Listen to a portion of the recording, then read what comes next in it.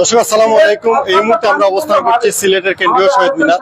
আমরা এই মুহূর্তে দেখতে পাচ্ছি সিলেটের কেন্দ্রীয় শহীদ মিনারে হাজার হাজার ওষুধ কোম্পানির প্রতিনিধিরা এখানে উপস্থিত হয়েছেন। আসলে তারা কেন, তাদের কি দাবি নিয়ে তারা এই মুহূর্তে উপস্থিত হয়েছেন, আমরা সেটি তুলে ধরার চেষ্টা করব। আমরা এখানে দেখতে পাচ্ছি সেখানে তারা ব্যানারে লেখা দালাল মেডিকেল রিপ্রেজেন্টেটিভ গণ এদেশের সর্বোচ্চ শিক্ষিত প্রশিক্ষিত জনগোষ্ঠী পেশাদারিত্ব পর্যালোচনার ওষুধ কোম্পানির প্রতিনিধিদের নিরাপদ কর্মপরিবেশ নিশ্চিত করার দাবিতে সারা দেশে একযোগে প্রতিবাদ ও মানববন্ধন। এখানে অনেক ব্যানার আছে, সেই ব্যানারে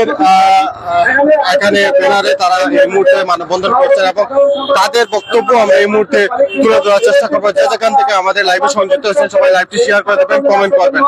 সবাইকে ধন্যবাদ জানাচ্ছি সিলেট মহানগর ফাঁড়িয়া, প্রিন্ট মিডিয়া এবং প্রশাসনিক কর্মচারী যারা আছেন সমস্ত ভাইদেরকে আমরা আন্তরিক অভিনন্দন জানাচ্ছি সিলেট মহানগর ফাঁড়িয়ার পক্ষ থেকে। সারা বাংলাদেশের তথা সিলেটের প্রত্যেকটি উপজেলা আজকে মানববন্ধন হচ্ছে। আমরা যদি এক থাকি, আমরা কি সেটা আমরা কিন্তু অনেক ভালোভাবে জানি, কিন্তু জনগণ বা কিছু মিডিয়ার ভুল কারণে আমাদেরকে অপমূল্যায়ন করা হয়, আমাদেরকে নেরোভাবে তাকানো হয়। আসলে আমরা অনেক কলিগেরা আমরা বলে গেছে আমরা হলাম বাংলাদেশের প্রথম নাগরিক, সুশিক্ষিত নাগরিক, প্রথম শ্রেণীর নাগরিক। আমাদের প্রত্যেকটা কলিগ এডুকেশনের ক্ষেত্রে প্রত্যেকটা বিশ্ববিদ্যালয় থেকে টপ 10 ভিতর থেকে এই স্টুডেন্ট গুলো যাদের চাকরি না থাকার কারণে আমরা এই মহামূল্যবান অত্যন্ত মানবিক জনকল্যাণ প্রশাসন আমরা চলে আসছি। এখানে যারা আছি সবাই মেধাবী। আমরা মানব কল্যাণে যেমন করোনার মতো পরিস্থিতি থেকে যে কোনো ভয়ঙ্কর পরিস্থিতিতে আমরা মেডিকেল রিপ্রেজেন্টেটিভরা, ডক্টরেরা সহযোগিতা করে রোগীর জীবন বাঁচানোর জন্য আমরা সর্বপ্রথম ফিরে আসি। এই মহৎ পেশায় এখানে কোনো ঘুষ নেই, দুর্নীতি নেই। এখানে 18 ঘন্টা ডিউটি। আমার জানা নাই বিশ্বে আর কোথাও আছে যে 18 ঘন্টা ডিউটি করতে হয়।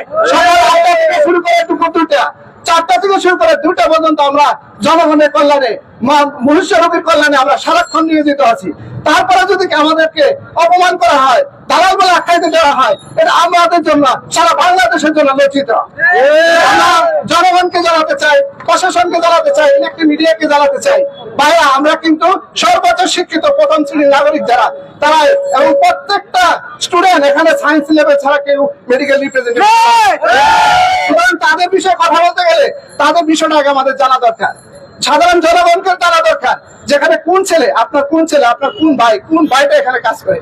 আপনার পরিবারে দেখেন একজন যে সবচেয়ে ভালো স্টুডেন্টরা বিশ্ববিদ্যালয়তে পড়াশোনা করে মেডিকেল রিপ্রেজেন্টেটিভ হিসেবে চাকরি করে, তাদের মেধা ডাক্তারদের মেধা প্রায় সমতুল্য। ডাক্তাররা হয় প্রফেশনাল আছে, আমরা তাদেরকে ইনফরমেশন দিই বিভিন্ন জেনেরিক নিয়ে এই করোনার মতো বিভিন্ন মহামারীর অসুখে এই বাংলাদেশের মেডিকেল